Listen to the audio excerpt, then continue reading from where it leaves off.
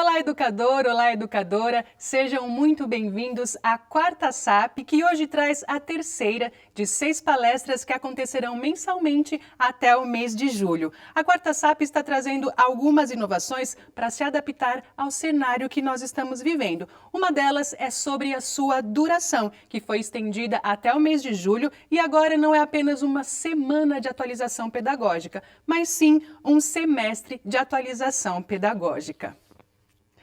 Neste ano, nós temos como tema o desemparedamento dos espaços e a natureza como possibilitadores potentes de novas aprendizagens, diferentes cenários para a reabertura das escolas.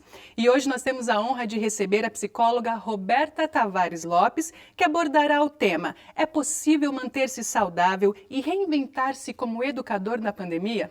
Nós vamos responder isso já já para você. E eu quero dizer aqui que nós temos também tradução simultânea de Libras com o Luciano Germano, que é quem está aparecendo aí no cantinho da sua tela. E daqui a pouco ele vai se revezar também com a Fabiana Magoga. Agora eu quero apresentar a nossa palestrante, que já está aparecendo aqui no nosso monitor. Ela está aqui do meu lado. A Roberta Tavares Lopes é psicóloga clínica e educacional e especialista em psicologia escolar e problemas de aprendizagem. É formada pela PUC Campinas. Ela é também especialista em terapia cognitiva comportamental pelo IPCS, Instituto de Psicologia e Controle do Estresse da doutora Marilda Lippe. É autora de livros e jogos infanto-juvenis de educação socioemocional e de estimulação cognitiva.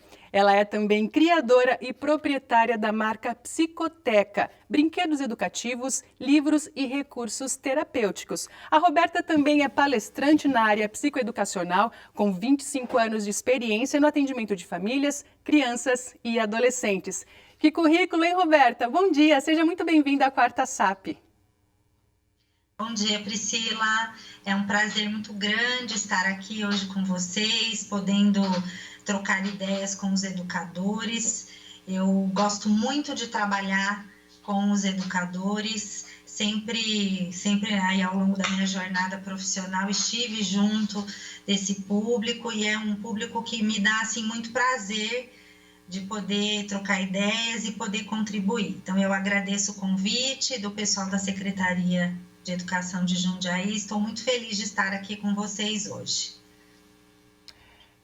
Nós é que agradecemos pela sua presença, Roberta, e eu já quero começar então fazendo a primeira pergunta para já começarmos aqui a nossa palestra. Roberta, o que vocês, profissionais da saúde mental, têm constatado sobre a saúde mental aí das pessoas neste tempo de pandemia? Existe alguma questão mais específica voltada para a saúde mental dos educadores?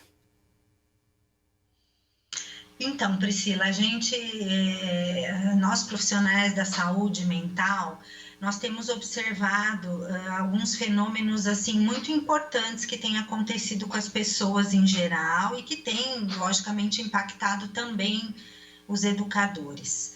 O que acontece, né? Nós estamos vivendo uma situação totalmente inusitada, uma situação muito difícil, uma situação muito diferente, e isso requer do nosso organismo, do nosso cérebro, uma capacidade de adaptação muito grande. Então, nós estamos mobilizando recursos físicos e emocionais para nos adaptarmos a essa situação toda, né, da pandemia, do confinamento. Então, nós estamos tendo, assim, que lidar com muitas perdas, né? Então, primeiro de tudo, com a perda da nossa própria liberdade, né? O confinamento traz uma perda da liberdade. Estamos tendo que lidar também com a perda de pessoas, né, queridas, perda das nossas atividades laborais, das atividades escolares. Então, né, imagine que isso mobiliza muitos recursos psíquicos e orgânicos, né? Então, o nosso cérebro está tendo que fazer todo um processo de adaptação. O que acontece? Nós temos um sistema de alarme no nosso corpo, né, que é um sistema para nossa sobrevivência. Então, sempre diante de uma situação de ameaça ou de perigo, a gente aciona esse sistema de alarme, para que a gente possa se proteger, ou lutar, ou fugir, né? E isso se chama ansiedade. Então, a ansiedade, ela é um fator de proteção para o nosso corpo, para nossa mente, porque é através desse sistema de alarme que a gente fica preparado para enfrentar, né, fugindo ou lutando de alguma situação que seja ameaçadora. Só que quando essa ansiedade começa a ficar fora de um parâmetro aceitável, né, aí a gente começa a ter problemas. Então, o que vem acontecendo agora nesse período da pandemia? É como se a gente estivesse com esse sistema de alarme o tempo todo acionado, 24 horas por dia. Por quê? Porque nós estamos vivendo uma situação ameaçadora, uma situação que a gente não sabe o que vai acontecer, então a imprevisibilidade, né, ela funciona como uma ameaça para o nosso cérebro, para o nosso organismo. Então, o que acontece? As pessoas estão 24 horas por dia com esse sistema de alarme acionado. E se a gente está com esse sistema de alarme acionado o tempo todo, a gente está desenvolvendo um quadro que a Organização Mundial de Saúde já reconhece como um quadro de saúde, que é a fadiga pandêmica. O que significa isso? A fadiga pandêmica é um quadro de estresse, de cansaço físico, mental. A gente pode apresentar também sintomas físicos, né? Dores de cabeça, problemas gastrointestinais, dores musculares, essa ansiedade, né? Então, ter picos aí de taquicardia. Por quê, né? Porque o nosso cérebro e nosso organismo está sendo extremamente solicitado, sobrecarregado. Então, as pessoas, né, nós estamos há mais de um ano já nessa situação, né? Então, isso exige muito de nós, né? Algumas pessoas têm uma vulnerabilidade maior e outras têm uma vulnerabilidade menor. Então, esse quadro é a fadiga pandêmica. Então, todos nós, de alguma forma, alguns mais, outros menos, estamos passando por essa situação. E os educadores, né? Nós estamos aqui num grupo de educadores, como que isso tem impactado os educadores de uma forma, assim, bastante significativa? Porque a gente sabe que tem alguns grupos que sofrem mais com esse tipo de impacto, né? Então, por exemplo, os profissionais de saúde que estão à frente, né? É um grupo que tem sofrido muito com esse quadro da fadiga pandêmica, mas os educadores também.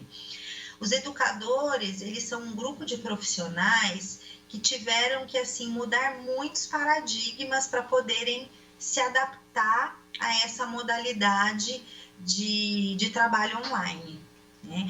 Então, a gente percebe que a gente tem tido, né, muitos casos e muitas pessoas que nos procuram, e a gente tem auxiliado muitos grupos de educadores que têm apresentado esse cansaço, esse estresse, esses picos de ansiedade de uma forma significativa, porque foi uma mudança muito grande, né, na forma de trabalho. Quando a gente pensa em educação, embora as modalidades de ensino à distância, de ensino online, elas já aconteçam há um bom tempo aqui no Brasil, mas a gente não era inimaginável que isso fosse acontecer com crianças, né? Com um público adulto já é muito mais comum. Então, quando a gente fala em ensino, aprendizagem, educação de crianças, a gente pressupõe automaticamente que exista uma relação numa sala de aula. E quando a gente muda esse espaço escolar, e esse educador ele precisa se reinventar e passar a dominar ferramentas tecnológicas que ele não domina, e conseguir estabelecer um vínculo, uma relação com o seu educando através do online, isso, né, vamos lembrando lá do nosso sistema de alarme que está 24 horas por dia ligado, vocês imaginem, né, o quanto isso para um educador é um desafio muito grande.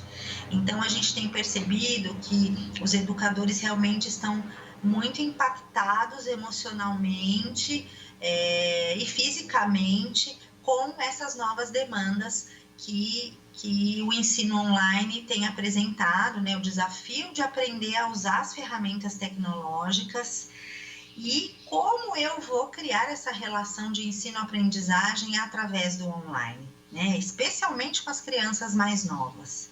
Então, a gente tem aí esse cenário como um cenário desafiador, mas a gente vai conversar hoje também sobre possibilidades da gente trabalhar com isso e se manter saudável e ficar bem. Qual o impacto desses aspectos, de tudo isso que você falou, dessa fadiga pandêmica, no processo ensino-aprendizagem? Então, exatamente, né? Como os paradigmas todos precisaram ser modificados, né? Então, agora eu não estou mais junto com o meu aluno numa relação presencial. Então, isso por si só já muda todo o contexto, né? Dessa relação de ensino-aprendizagem. Então, como eu disse, né, eu acho que um primeiro ponto importante, essa pandemia, essa fadiga pandêmica, como que todo esse cenário impactou? Primeiramente, né, nessa necessidade do domínio das ferramentas tecnológicas. Então, num curto espaço de tempo, as escolas e os educadores precisaram se inteirar e começar a dominar todas essas ferramentas tecnológicas. Né? E isso, como eu disse, para alguns é muito desafiador. Né? Algumas pessoas têm uma facilidade maior, outras têm uma dificuldade. Então, isso, né, já foi um primeiro momento que eu acho que, né, impactou demais. Eu acho que um segundo ponto é a própria questão de você levar para dentro da sua casa o seu ambiente de trabalho. Então, essa não separação do público e do privado também é uma questão que impacta, porque a sua casa passou a ser também o seu local de trabalho. E a gente não consegue controlar todas as variáveis de uma casa, né? Então, na casa tem cachorro, na casa tem criança, toca o telefone, toca a campainha, né? O educador precisa arrumar um lugar que seja adequado para ele poder fazer a aula online, nem sempre tem uma internet, né? A internet pode dar problema. Então, são preocupações que o educador passou a ter e que ele não tinha anteriormente. Então, ele passou a ter que gerenciar essas questões também. Né? Outra questão importante é a exposição. Né? O que a gente tem percebido, né? Isso assim, eu no meu consultório e até pelo processo de trabalhar junto com muitas escolas, eu tenho ouvido relatos assim de educadores que falam que assim, no meio da aula às vezes entra uma mãe, entra um pai para fazer um comentário. Teve já professor que já levou bronca de pai ali ao vivo na frente de todo mundo. Então essa exposição também, né, o educador, embora a presença da família seja sempre muito bem-vinda, essa parceria da família com a escola sempre é muito bem-vinda, mas cada um ocupando o seu espaço. Então, né, alguns educadores se sentiram extremamente expostos, né, inclusive assim, né, expondo a sua própria privacidade, a privacidade da sua casa, do seu funcionamento, da sua dinâmica. Então, isso também impactou. Então, diante de todos esses desafios, o que a gente tem notado? Que os professores têm precisado, né, os educadores têm precisado exercer muito a sua criatividade, a sua resiliência, se abrir para novas possibilidades de ensinar, de motivar o seu aluno, de trazer esse aluno para o interesse. Então, não é fácil, né? Porque a criança, ela é muito sensorial. A criança, a aprendizagem dela passa muito pelo corpo, né? Então, a criança, para aprender, ela precisa usar muito o corpo dela. E sentada na frente de um computador, de uma tela, isso fica muito mais complicado, né? Então, olha que desafio para esse educador, né? Então, isso, eu acho que, assim, embora esteja sendo um momento muito difícil e delicado da educação, eu acho que é uma grande oportunidade para se reinventar a sala de aula, né? Se reinventar esse espaço de aprendizagem, né? Como que a gente vai poder fazer desse limão uma limonada, né? Tá todo mundo super cansado, tá todo mundo exausto, mas a gente vai precisar aprender a fazer desse limão uma limonada, né? Quais são as alternativas que a gente tem, né? E aí eu acho que a questão do desemparedamento aparece como uma possibilidade muito interessante, porque ela é um convite para esse ousar, para esse abrir novas possibilidades, para que esse processo de ensino-aprendizagem daqui para frente passe a considerar algumas questões que talvez estivessem sendo um pouco deixadas de lado e que são extremamente importantes para a aprendizagem das crianças. Porque, como eu falei, a criança aprende com o corpo, ela aprende com os sentidos. Então, faz muita diferença para uma criança experienciar a sua aprendizagem. Sair um pouco daquele modelo da mesinha, da cadeira, né, da carteira e vivenciar o seu processo de aprendizagem. É aí que entra o desemparedamento, né, Roberta? Tão importante nessa época que a gente está vivendo, né? Então, eu quero te perguntar também quais as alternativas possíveis para que o processo de ensino e de aprendizagem se tornem mais prazerosos e efetivos aí diante de tantos obstáculos que a gente tem visto, né? Que tem nos apresentado, né? Exatamente, né?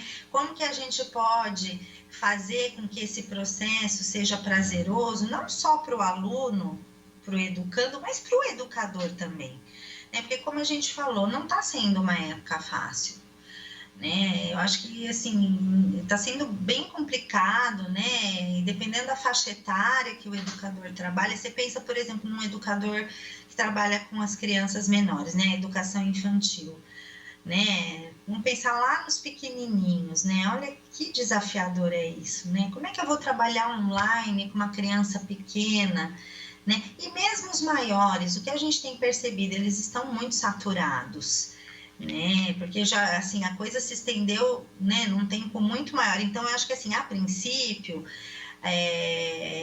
esse modelo de ensino online, a gente achou que ia ser uma coisa provisória, né? Que isso ia durar algum tempo.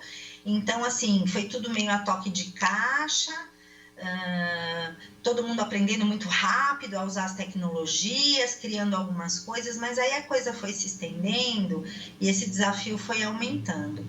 Então, assim, como que a gente pode fazer desse retorno, né? Desse momento né? Eu sei que o pessoal de Jundiaí está num momento de retorno, né, as aulas, né, estavam em férias, então vou colocar algumas coisas, algumas sugestões que eu acho que são importantes para a gente pensar. Como que a gente pode fazer desse processo um processo prazeroso, tanto para quem ensina quanto para quem aprende? Eu acho que a primeira coisa, a gente não pode ter medo de ousar, de experimentar, de conhecer novas possibilidades. Sair um pouco daquele modelo de que o ensino e a aprendizagem só acontecem dentro de uma sala de aula. Existem muitas possibilidades, né, desse ensino e dessa aprendizagem se efetivarem. Então, eu acho que esse tem que ser o nosso espírito, né? Ousar, experimentar.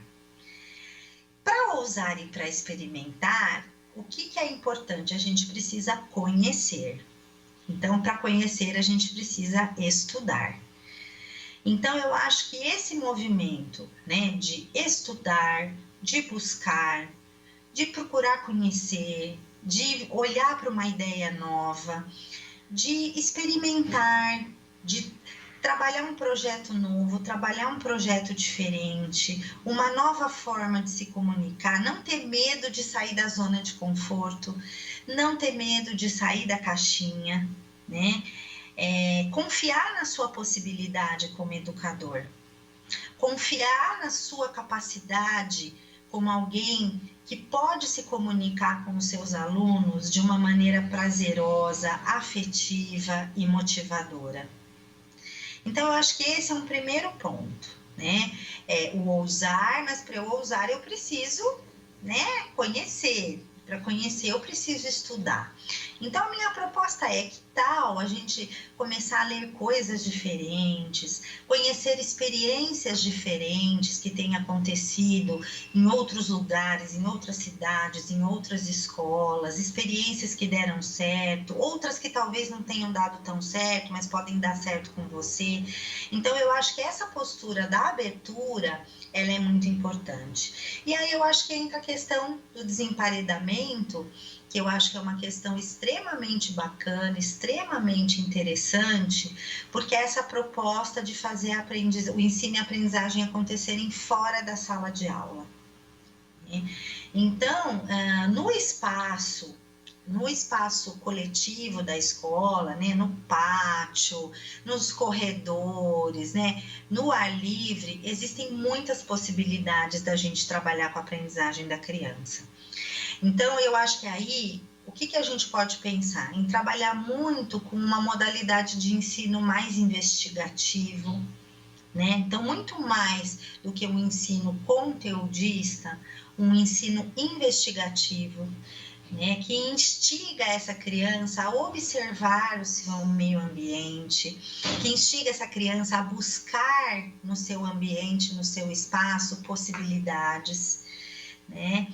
Uma coisa que eu queria falar que eu acho que é muito importante, nós temos já diversas pesquisas, tá? Tem pesquisas que já foram feitas no Japão, nos Estados Unidos, no Canadá, comprovando o quanto o contato com a natureza, ele é promotor de saúde mental, tá? Quando o nosso sistema de alarme está acionado, a gente produz uma substância que se chama cortisol. E quando esse cortisol ele é produzido em excesso no nosso organismo, ele eleva, né, toda a nossa frequência cardíaca, frequência cardiorrespiratória, né? Então, por isso que a gente tem taquicardia, a gente pode ter rigidez muscular, a gente tem picos de ansiedade. Então, o cortisol em excesso ele é tóxico para o nosso organismo. E as pesquisas mostram que o contato com a natureza, ele é como se funcionasse como um neutralizador desse excesso de cortisol, né? Inclusive no Japão, existe uma técnica que se chama banho de floresta. Eles fazem, existem até grupos que fazem imersão, às vezes de um dia, em lugares que tem floresta no Japão, justamente porque o efeito da natureza sobre o nosso organismo e sobre a redução do cortisol já está comprovado pela ciência. Existem pesquisas que mostram também que crianças que têm déficit de atenção, elas são extremamente beneficiadas do contato com a natureza, tá?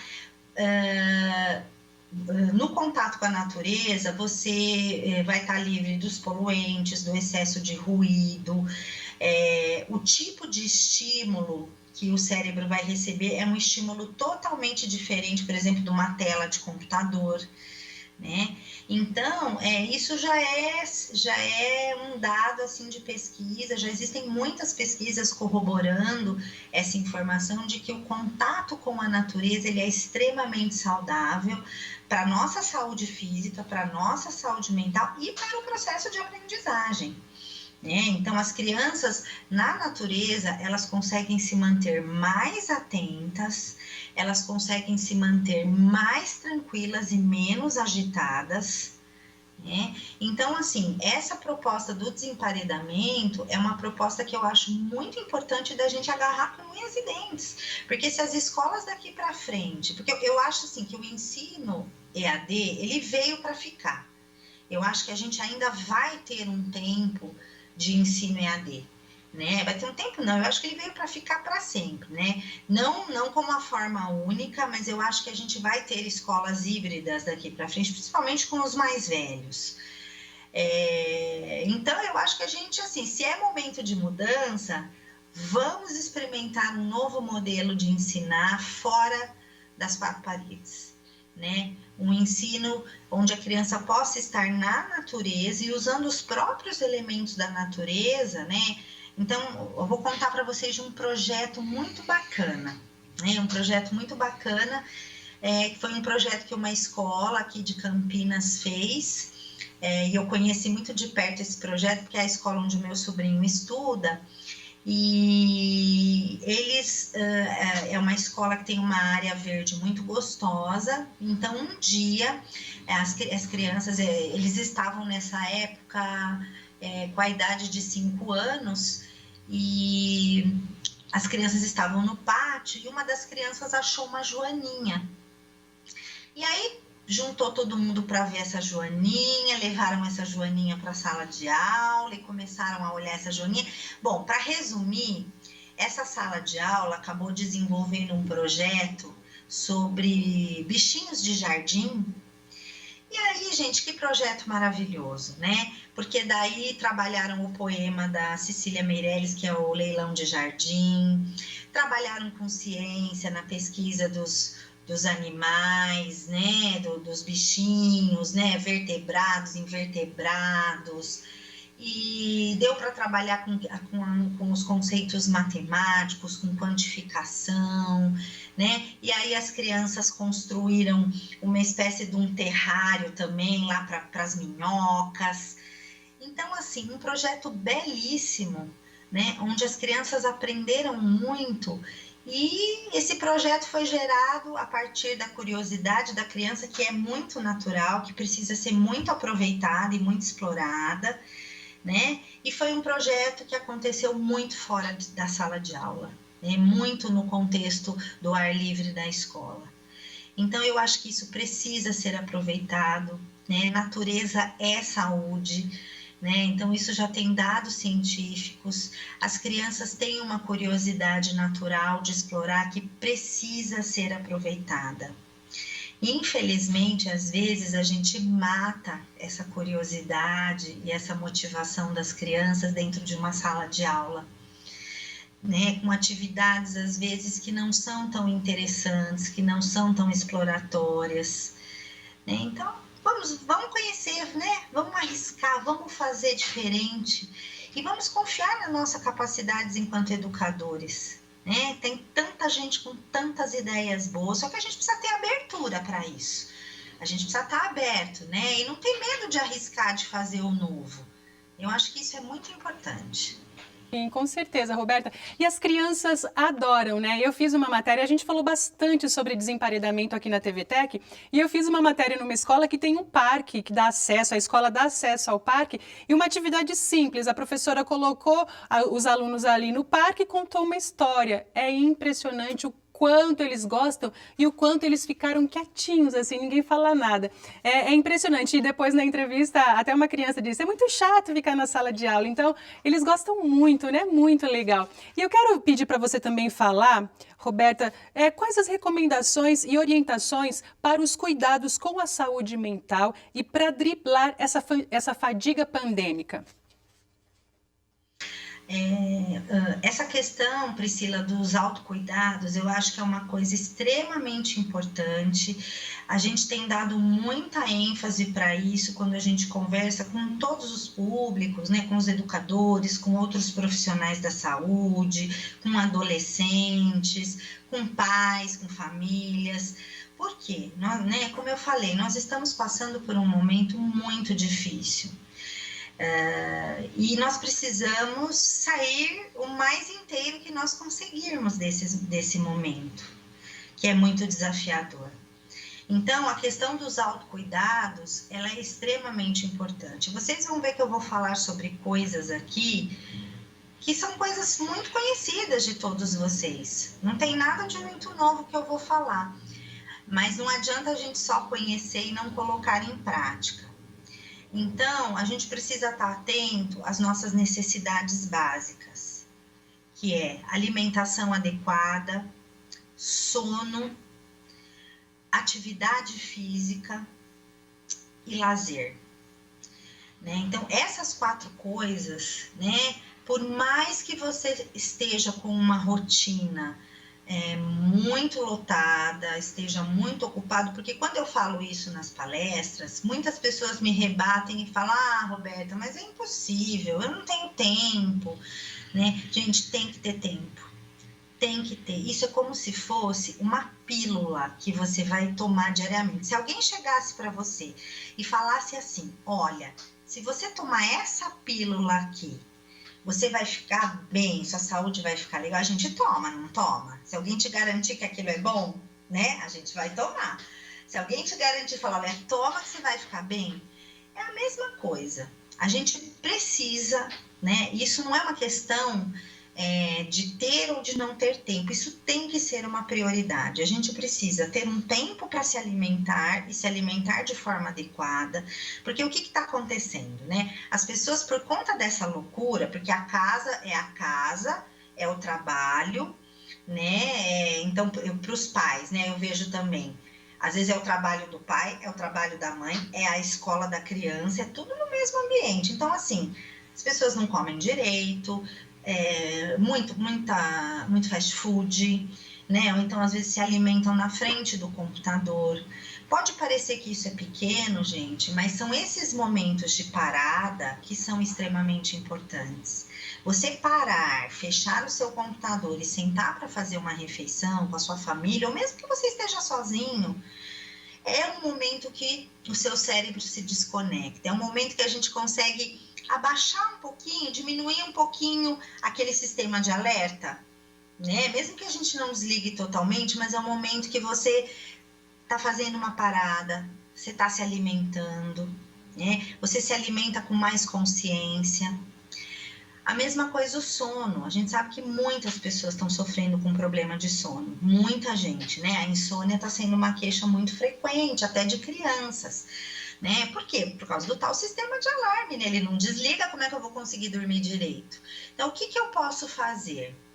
A gente precisa ter rituais de sono, né? Então, se eu fico até o último minuto no computador ou no meu celular, vai ser muito mais difícil de eu me desligar. Eu vou levar um tempo, eu vou para a cama e ainda vou levar um tempo. Então, o que eu preciso fazer? Eu preciso criar um ritual de sono.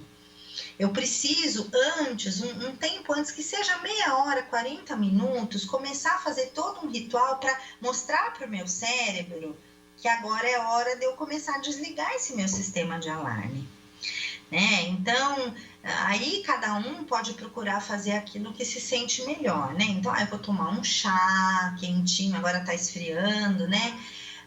Eu vou ler, né? Porque tem pessoas que leem, mas lê assim, aí é o momento de ler uma coisa, né? Não é nada de leitura de trabalho, eu vou ler uma revista, eu vou ler algum livro de uma literatura que eu goste, né? Uma coisa que funciona muito, gente, vou dar uma dica aqui importante que eu recomendo muito para os meus pacientes no consultório e eu tenho um feedback excelente, é o escalda-pés. Essa prática tão antiga e agora que esfriou, né, porque no verão não tem como fazer, né? Você faz um escalda-pés bem quentinho, coloca uma meia e vai deitar.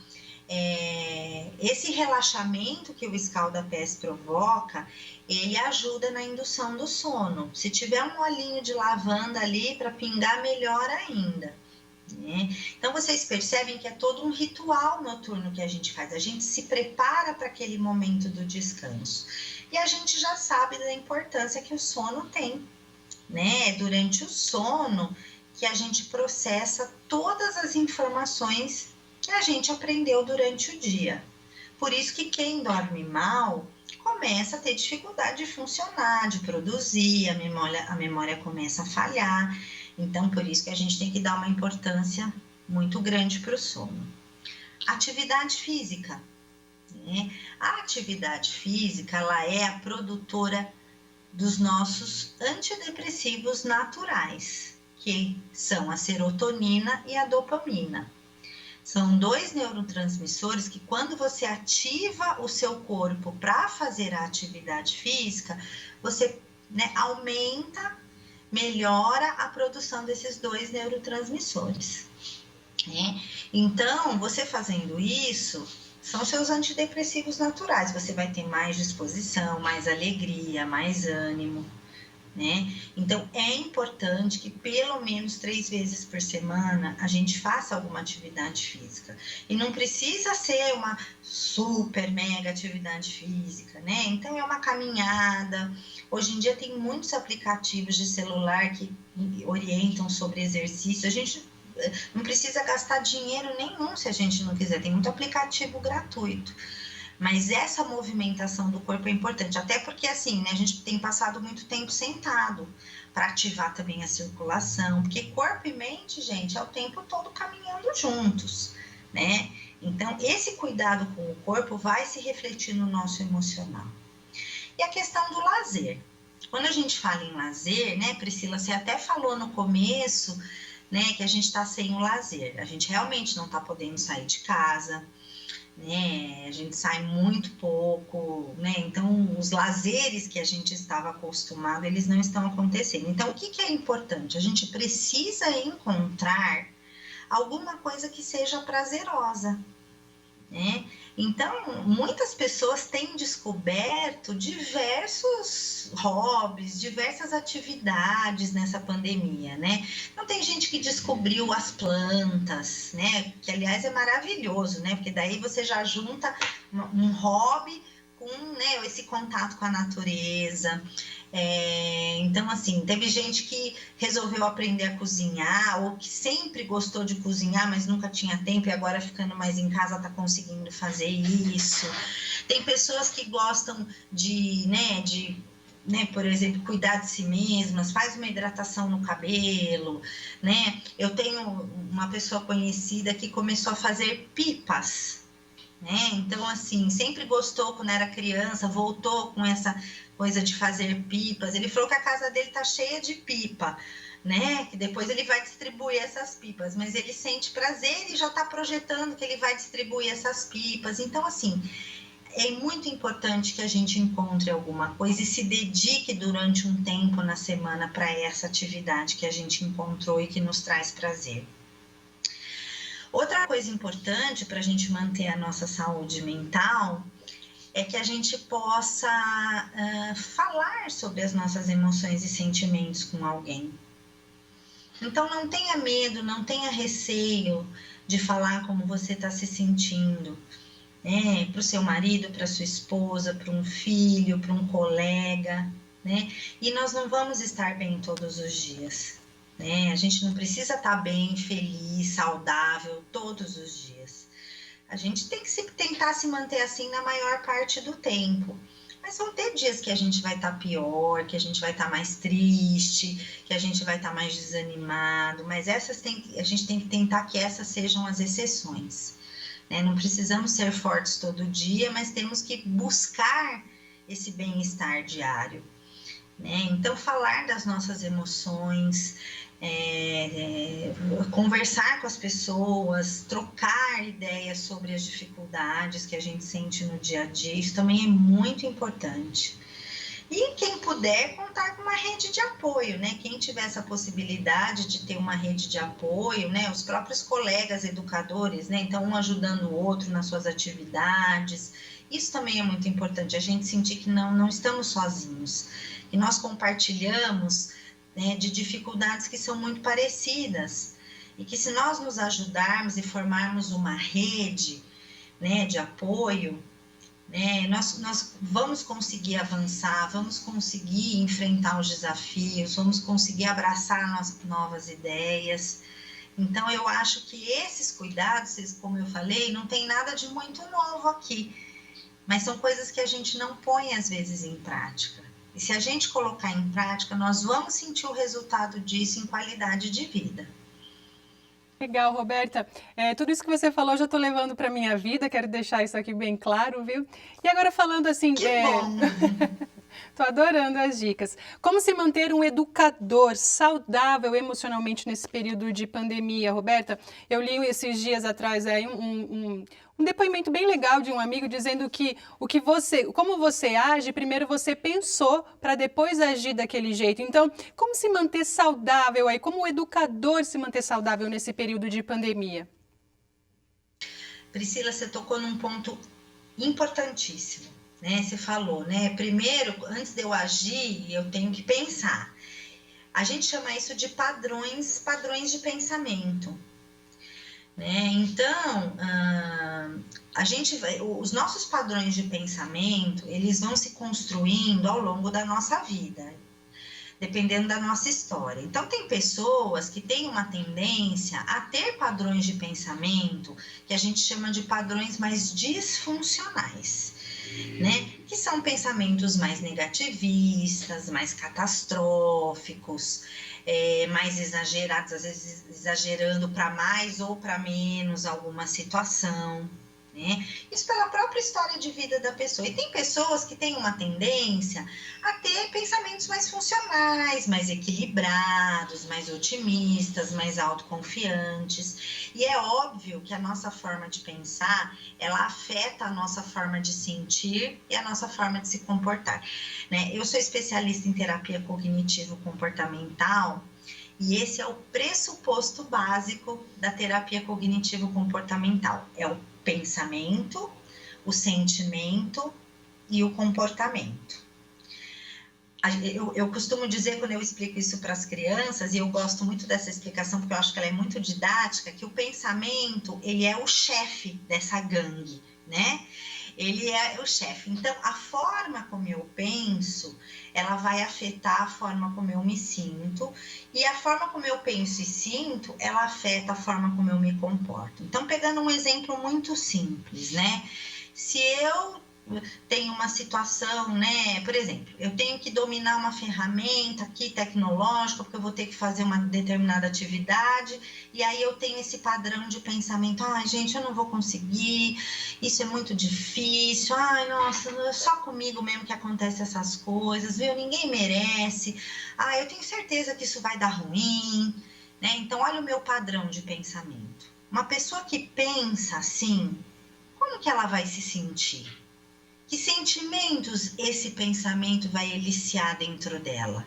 Então, provavelmente, ela vai ficar ansiosa, ela pode sentir medo, ela pode sentir raiva. E uma pessoa que está sentindo ansiedade, medo, raiva, desconforto, provavelmente qual vai ser o comportamento dela? Comportamento é ação, né? Ela vai ficar talvez trêmula na hora de ter que usar, ou talvez ela até o comportamento dela seja se esquivar, ela simplesmente vai se recusar a fazer aquilo. Então, olha esse encadeamento, como esse padrão mental interfere nos nossos sentimentos e comportamentos. Agora, vamos pensar uma outra pessoa nessa mesma situação, tendo o seguinte pensamento: nossa, gente, para mim é muito desafiador mexer com ferramentas tecnológicas. Nossa, gente, para mim isso é difícil, mas vamos lá, eu vou fazer o meu melhor, né? Eu vou, se qualquer coisa eu sei que eu posso pedir ajuda para o fulano, para o ciclano, vamos lá, é isso que nós temos, vamos em frente. Concordam que o sentimento vai ser completamente diferente? E reparem que eu não estou falando de um pensamento ingênuo. Ah, vai dar tudo certo. Não se trata disso, né? Se trata de um pensamento funcional, equilibrado, né? Eu vejo que existe uma dificuldade, mas eu abro possibilidades. O meu padrão de pensamento é um padrão, né, no qual eu tenho possibilidades para lidar com aquele problema. Aí eu vou ter outros tipos de sentimento, né? Eu talvez fique ansioso, mas muito menos. Eu não vou sentir raiva, né? Eu vou sentir até uma certa confiança, né? Tipo, não, vamos lá, eu vou dar conta disso.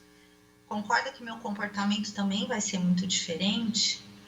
Então, educadores, né? Para que nós possamos nos manter saudáveis, e eu me incluo também como uma educadora, porque um psicólogo também, ele não deixa de ser um educador dos sentimentos, né?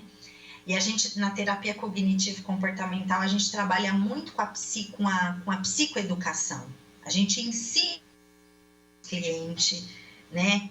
Como eu acabei de mostrar para vocês, todas essas questões que estão dentro da nossa cabeça. Para a gente poder se manter como educadores saudáveis, a gente precisa prestar muita atenção nos nossos padrões de pensamento. Com que óculos eu estou olhando a vida? Com que óculos eu estou olhando as coisas? Né? É um óculos todo embaçado, que faz com que eu veja sempre as coisas dessa forma distorcida, complicada? Né? Se o seu padrão de pensamento é assim, claro que você não vai mudar de um dia para o outro, porque, como eu disse, tem toda uma história de vida aí, né? Mas vamos começar a experimentar outros óculos, né? Vamos começar a ter um olhar diferente, né? Experimentando outros óculos, eu consigo ir mudando os meus padrões. Eu começo a ter pensamentos mais funcionais, e os pensamentos funcionais fazem as coisas fluírem, fazem as coisas acontecerem. E eu queria também finalizar essa fala. Outra coisa muito importante, gente, é o sentimento de gratidão. Também já existem muitas pesquisas científicas comprovando que o cérebro grato é um cérebro muito mais feliz. É um cérebro, né? Isso está provado assim, neuroquimicamente falando, né? Então, as pessoas que procuram ser gratas, que ao invés de ficarem reclamando das situações o tempo todo, claro que a gente, né, tem os nossos momentos, como eu falei, a gente não vai estar bem sempre, né? Mas as pessoas que têm um padrão muito mais de gratidão do que de reclamação, isso afeta a química do cérebro. Sabe aquelas substâncias que eu falei, que são as substâncias dos nossos antidepressivos naturais? Então, a química dessas substâncias, ela fica, né, a química do cérebro fica alterada, e eu também produzo mais essas substâncias. Então, né, uma pessoa que é grata, que tem esse costume de, apesar de estar em momentos de dificuldade, saber olhar os pontos bons e ser grata, ela também vai ter uma qualidade de saúde mental melhor. Então, aqueles cuidados todos que eu falei, né, de sono, alimentação, atividade física, uma atividade prazerosa, reforçadora, que seja reforçadora, e mais esse cuidado com os padrões de pensamento, aliando tudo isso à gratidão e à possibilidade de se abrir para o novo, eu acho que eu finalizaria essa fala com esses elementos, né, para a nossa saúde mental. Muito obrigada pela sua presença, muito obrigada por todo esse conhecimento que você compartilhou aqui com a gente. E eu quero passar novamente para você deixar aí as suas considerações finais. Olha, eu agradeço muito, né, a oportunidade de estar aqui contribuindo com vocês.